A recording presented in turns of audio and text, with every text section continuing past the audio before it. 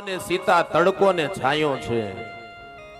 હે રાઘવ, રામ અને સીતાના શરીર અલગ છે, પણ વિચાર, દ્રષ્ટિ અને સંસ્કાર એક જ છે। રાઘવ, તમે જે આજ્ઞા મને આપશો એનો અનાદર નહીં કરું। તમે કહેશો તો અહીંયા રહીશ, પણ એક બે વાત મારે કરવી છે, આપની પાસે રજૂ કરું?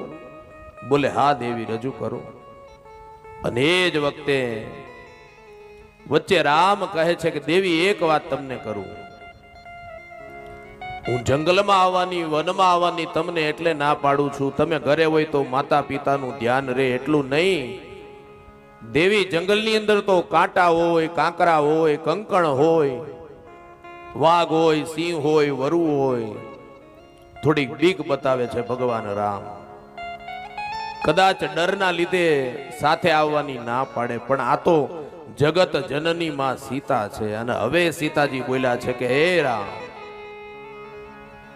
હું જાણું છું જંગલની અંદર કંકણ હોય, કાંકરા હોય, કાંટા હોય, પણ રામ મારી આગળ ચાલતો હોય અને સીતા જ્યારે એની પાછળ ચાલતી હોય, તો જે રસ્તેથી રામ પસાર થાય અને પછી એની પાછળ કોઈ જીવ પસાર થાય તો એ જંગલના કાંટા, કાંકરા, કંકણ એ સીતાને વાગે ખરા?